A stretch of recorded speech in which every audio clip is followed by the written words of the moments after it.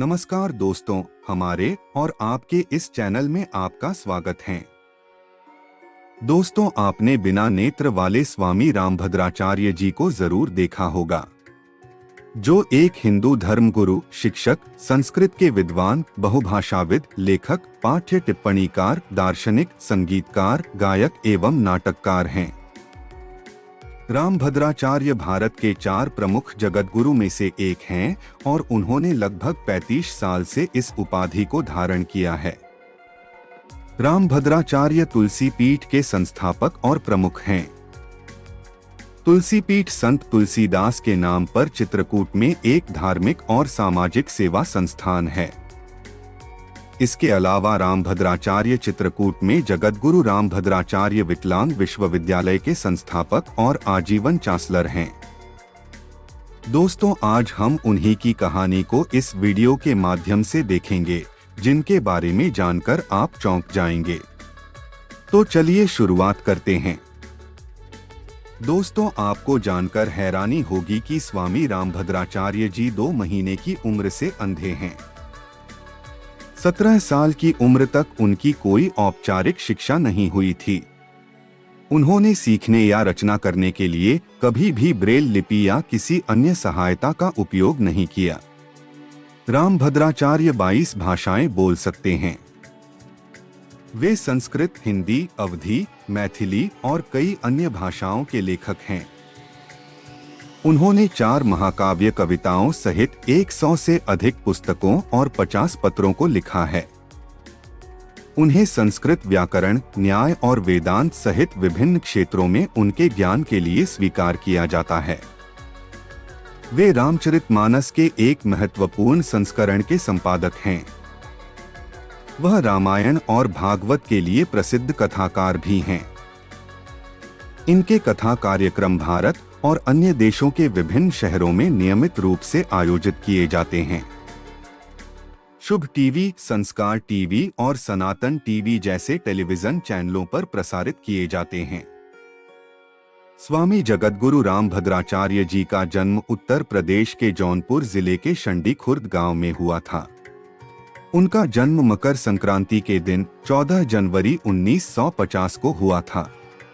इनके पिता का नाम पंडित राजदेव मिश्रा और माता का नाम शची देवी मिश्रा है। इनकी काकी प्यार से इन्हें गिरधर कहकर बुलाती थी। रामभद्राचार्य की काकी संत मीराबाई की भक्त थीं।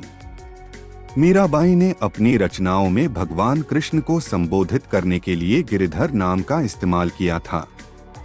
गिरधर ने 2 महीने की उम्र में अपनी आंखों की रोशनी खो दी। 24 मार्च 1950 को उनकी आंखें ट्रैकोमा से संक्रमित हो गईं। दोस्तों, उनकी शिक्षा की बात करें तो गिरधर जी की प्रारंभिक शिक्षा उनके दादाजी से हुई, क्योंकि उनके पिता बॉम्बे में काम करते थे। दोपहर में उनके दादाजी उन्हें हिंदू महाकाव्यों रामायण और महाभारत के विभिन्न प्रसंग सुनाते थे। विश्वसागर, सुखसागर, प्रेमसागर और ब्रजविलास जैसे भक्तिपूर्ण कार्य करते थे। 3 साल की उम्र में गिरिधर ने अपनी पहली कविता अवधी भाषा में रचना की और इसे अपने दादा को सुनाया। इस कविता में कृष्ण की पालक मां यशोदा कृष्ण को चोट पहुंचाने के लिए एक गोपी से लड़ रही हैं। 5 वर्ष की आयु में गिरिधर ने अपने पड़ोसी पंडित मुरलीधर मिश्रा की मदद से 15 दिनों में अध्याय और श्लोक संख्या के साथ लगभग 700 छंदों से युक्त संपूर्ण भगवद गीता को याद किया। वर्ष 1955 में जन्माष्टमी के दिन उन्होंने पूरी भगवद गीता का पाठ किया। उन्होंने गीता को याद करने के 52 साल बाद 30 नवंबर 2007 को नई दिल्ली में मूल संस्कृत पाठ और हिंदी कमेंट्री के साथ शास्त्र का पहला ब्रेल संस्करण जारी किया। जब गिरिधर 7 साल के थे तो उन्होंने उनके दादा द्वारा सहायता से 60 दिनों में तुलसीदास के संपूर्ण रामचरितमानस को याद किया, जिसमें अध्याय और पद्य संख्या के साथ लगभग 10,900 छंद शामिल थे। बाद में गिरिधर ने वेदों, उपनिषदों, संस्कृत व्याकरण, भागवत पुराण, तुलसीदास के सभी कार्यों और संस्कृत और भारतीय साहित्य में कई अन्य कार्यों को याद किया।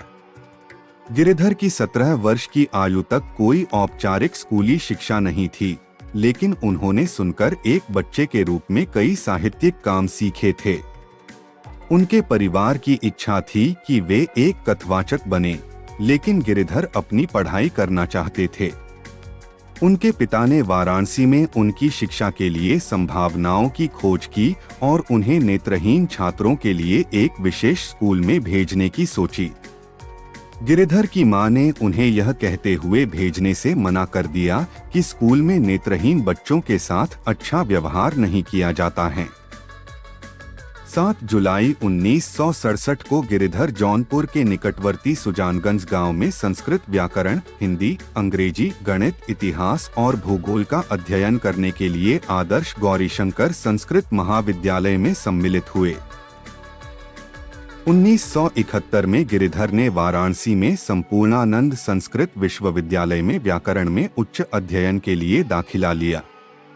उन्होंने 1974 में शास्त्री बैचलर ऑफ आर्ट्स की डिग्री के लिए अंतिम परीक्षा में टॉप किया और फिर उसी संस्थान में आचार्य मास्टर ऑफ आर्ट्स की डिग्री के लिए दाखिला लिया। अपनी मास्टर डिग्री का करते हुए उन्होंने अखिल भारतीय संस्कृत सम्मेलन में विभिन्न राष्ट्रीय प्रतियोगिताओं में भाग लेने के लिए नई दिल्ली का दौरा किया। उनकी क्षमताओं से प्रभावित होकर गांधी ने उन्हें अपनी आंखों के इलाज के लिए संयुक्त राज्य अमेरिका में अपने खर्च पर भेजने की पेशकश की, लेकिन गिरिधर जी ने इस प्रस्ताव को ठुकरा दिया। 1976 में गिरिधर ने व्याकरण में अंतिम आचार्य परीक्षाओं में शीर्ष स्थान हासिल किया, 7 स्वर्ण पदक जीते और कुलाधिपति ने स्वर्ण पदक प्रदान किया। उन्होंने अपने जीवन को धर्म, समाज और विकलांगों की सेवा में समर्पित करने का निर्णय लिया। 1976 में गिरिधर ने रामचरितमानस पर स्वामी करपात्री को एक कथा सुनाई, जिसने उन्हें आजीवन ब्रह्मचारी बने रहने और वैष्णव संप्रदाय के रूप में दीक्षा लेने के लिए विवाह नहीं करने की सलाह दी। गिरिधर ने 1983 को श्री रामचंद्र दास महाराज फलाहारी से कार्तिका पूर्णिमा के दिन रामानंद संप्रदाय में वैरागी दीक्षा ली, जिसके बाद उन्हें अब रामभद्रदास के नाम से जाना जाने लगा। बता दें कि सुप्रीम कोर्ट में राम जन्मभूमि बाबरी मस्जिद केस में जगतगुरु रामभद्राचार्य महाराज की खूब चर्चा हुई थी।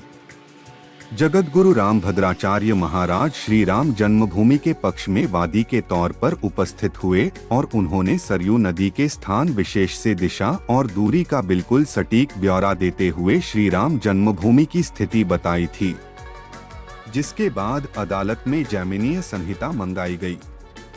उसमें जगतगुरु ने जिन उद्धरणों का जिक्र किया था उसे खोलकर देखा गया। सभी विवरण सही पाए गए। पाया गया कि जिस स्थान पर श्री राम जन्मभूमि की स्थिति बताई गई, विवादित स्थल ठीक उसी स्थान पर है, जिसका परिणाम ये हुआ कि जगतगुरु के बयान ने निर्णय का रुख मोड़ दिया। सुनवाई करने वाले जस्टिस ने भी इसे भारतीय प्रज्ञा का चमत्कार माना।